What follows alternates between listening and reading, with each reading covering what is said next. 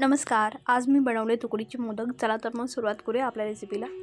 आता या ठिकाणी ओलं खोबरं घ्यायचं आहे, ते किसून घ्यायचं आहे आपल्याला. खोबरं किसल्यानंतर कढईमध्ये खसखस ती भाजून घ्यायची आहे.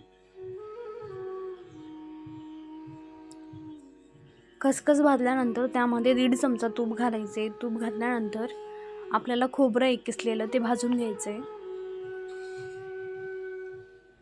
त्यामध्ये अर्धी वाटी आपल्याला दूध घालायचे. दूध यासाठी घालायचे जे आपलं सारण आहे ते मऊसूत लागतं आणि तोंडात लवकर विरघळतं. त्यामध्ये साखर घालायची. साखर किंवा तुम्ही गूळ पणही घालू शकता. दूध आटेपर्यंत आपल्याला जे आपलं सारण आहे ते शिजू द्यायचे. त्यामध्ये वेलची पूड आणि जायफळ पूड घालायचे आणि जे भाजलेलं आपण खसखस होती ती घालायची. गॅस बंद करून तयार आहे आपलं सारण.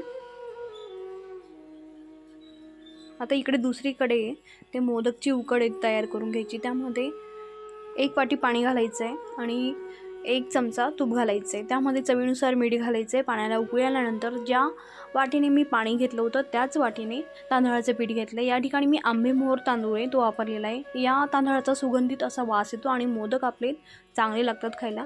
तुम्ही बासमती किंवा वासाचा तांदूळ तुम्ही कुठलाही वापरू शकतात. आता जी गरम उकड आहे ती आपली तयार आहे.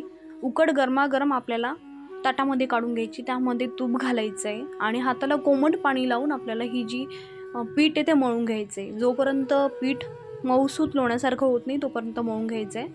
पीठ मळल्यानंतर एक लाटी तयार करून त्यामध्ये मोदकाची पारी तयार करायची आणि तिला कळ्या पाडून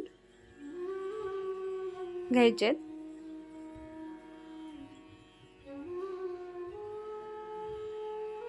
या प्रकारे मी कळ्या पाडून घेतल्यात. आता त्यामध्ये आपल्याला सारण भरायचे. सारण भरून मोदक वळून घ्यायचे. तयार आहेत आपले मोदक. आता सगळेच मोदक मी या प्रकारे वळवून घेतलेत आणि खाली आता वाफायला ठेवते. गरम पाणी ठेवले आणि अळूचं पान ठेवलेलं आहे किंवा केळीचं पान तुम्ही ठेवू शकता जेणेकरून जे आपले मोदक आहेत ते खाली चिपकणार नाहीत. आणि त्यावर केशर सगळ्या मोदकवर लावून घ्यायची. 15 ते 20 मिनटं आपल्याला मोदक वाफवून घ्यायचे. 15-20 मिनटानंतर आपले जे मोदक आहेत ते वाफवून तयार होतात आणि त्यांचा जो घरभर असा खमंग वास आहे तो घरभर पसरतो. तयार आहेत आपले उकडीचे मोदक. झटपट होतात. तुम्हाला कशी वाटली माझी रेसिपी? आवडल्यास नक्की लाईक करा, शेअर करा आणि सबस्क्राईब करा.